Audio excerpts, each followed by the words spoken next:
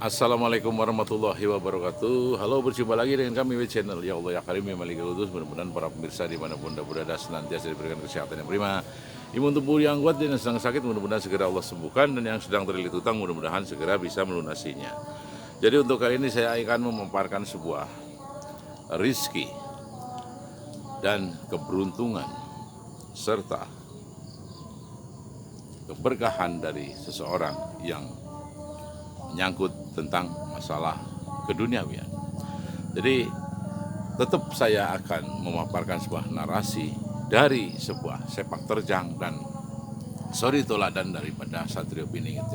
Jadi Satrio Piningit ini selalu mengajarkan kepada diri kita, sudahlah kita hidup ikhlas saja, kita hidup terima saja, kita hidup seperti air mengalir saja. Kalau orang Jawa bilang ada trimo ing pandum, menerima apa yang telah diberikan dan digariskan oleh Allah Subhanahu wa taala kepada diri kita. Apapun qadar baik dan qadar buruk, sudahlah terima saja. Karena kita tidak mungkin bisa protes kepada siapa? Karena semua takdir sudah tercipta, semua takdir sudah terukur, semua takdir sudah terbentuk. Jadi walaupun takdir masih bisa dirubah, tetap saja yang merubah kan bukan manusia. Yang merubah adalah tetap dari Sang Pencipta alam semesta, yakni Allah Subhanahu wa taala, Allah Azza wa Jalla. Jadi kita hanya bisa berusaha untuk merubah situasi dan apapun bentuknya, termasuk masalah nasib tadi, masalah takdir tadi. Jadi takdir dan apapun bentuknya hingga ajal kita, semua adalah hak daripada hak prerogatif dan hak veto dari Sang Pencipta alam semesta ini. Jadi Sang Pencipta alam semesta ini itu kurang apa baiknya, kurang apa kurangnya, gak ada kurangnya, semua lebih semuanya. Jadi makanya tadi kita kembali lagi kepada sifat-sifat diri kita. Kenapa kita kadang-kadang melihat sesuatu hal tapi tidak sesuai dengan ekspektasi, tidak sesuai dengan harapan yang kita dambakan. Nah, disinilah agar kita menjadi orang yang kaya, orang yang makmur, itu janganlah kita mengejar-ngejar rezeki atau janganlah mengejar-ngejar uang.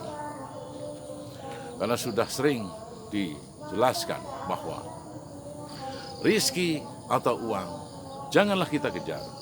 Kalau kita ingin menjadi kaya, ada satu konsep-konsep tertentu dari Satrio Piningit tadi. Jadi Satrio Piningit itu mengajurkan dan mengajarkan kepada kita, janganlah suka mengejar rizki. Rizki dikejar tidak akan menghampiri, malah lari, ya kan? Uang kita kejar-kejar makan tetap lari gitu. Jadi janganlah rizki dan uang kita kejar. Tapi ada suatu konsep di mana kita kalau pengen punya uang banyak harus kita pancing. Jadi rizki itu harus kita pancing dan uang itu, ya kan? Sudah banyak para ulama, para biksu, para pendeta, dan para orang-orang tasawuf dan ahli-ahli ibadah yang dekat dengan Sang Pencipta semesta ini mengajarkan dan memberikan nasihat kepada kita. Kalau kita ingin makmur duniawi, pancinglah harta tersebut. Jadi kita jangan mengejar sebuah rizki atau uang, tapi pancinglah. Harus kita pancing namanya rizki tadi. Dengan cara bagaimana? Setiap agama pasti mengajarkan, setiap suku pasti mengajarkan, para sesepuh-sesepuhnya, para tokoh-tokohnya, dan para kepala-kepala sukunya yang orang dianggap sangat bijaksana. Seperti di sini kita bahas bahwa Satrio Piningit selalu mengajarkan kepada diri kita, janganlah mengejar-ngejar sebuah duniawi. Ketika kita mengejar duniawi, capek, stres, tambah seret nanti rizkinya.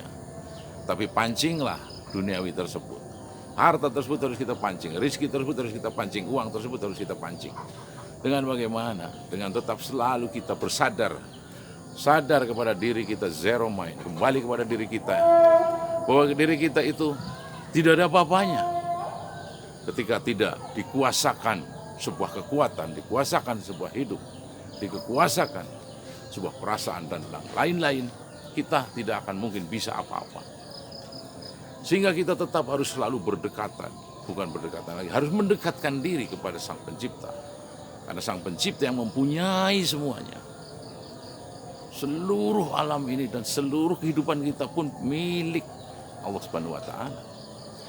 Sehingga ketika kita ingin menjadi orang yang kaya raya, orang yang mungkin makmur, bergelimbangan harta, harus tetap dengan cara memancingnya. Harus banyak kita bersodako, gitu loh. Ketika kita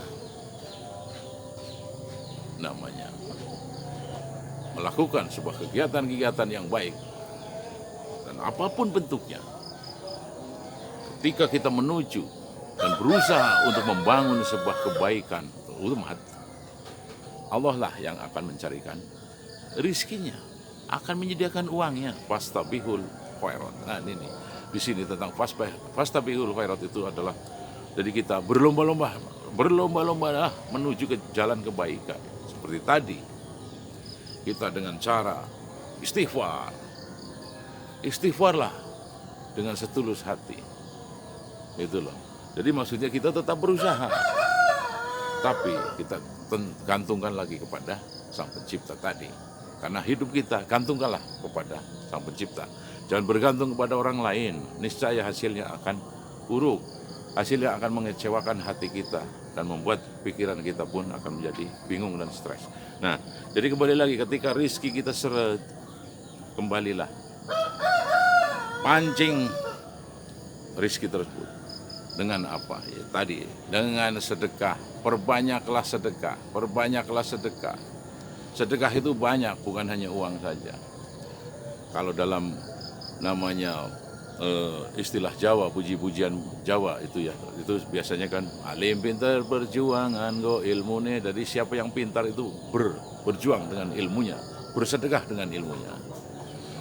Wong kang rosa perjuangan go tenaga. Jadi orang yang kuat dengan tenaganya kita bersedekah, gitu loh. Sugi pondo perjuangan go bandane. Jadi orang yang kaya, nah ini bersedekah dengan hartanya. Wong kang tua di Arab tuh aneh. Jadi kepada orang tua kita selalu hormat, selalu sujud, bersimpuh untuk mengharap maaf, gitu loh. Karena restu dari orang tua adalah restu ilahi, restu Sang Pencipta alam semesta ini. Jadi kita kembali lagi dengan mengikuti Satrio Piningit bahwa rizki harus kita pancing, uang harus kita pancing. Jadi rizki dan uang bukan untuk kita kejar-kejar, akan menjauh, akan kita menjadi nanti gundah gulana serta stres, bahkan makin tambah seret. Itu rizki dan uang tersebut. Sehingga kita mesti selalu banyak sedekah, beristighfar, menyadarkan diri kita sadar bahwa diri kita adalah bukan siapa-siapa, bahwa diri kita adalah milik Sang Pencipta alam semesta ini, Allah Azza wa Jalla. Mungkin cukup sekian dan terima kasih. Umsikum wa nafsi bitaqullah. Wassalamualaikum warahmatullahi wabarakatuh.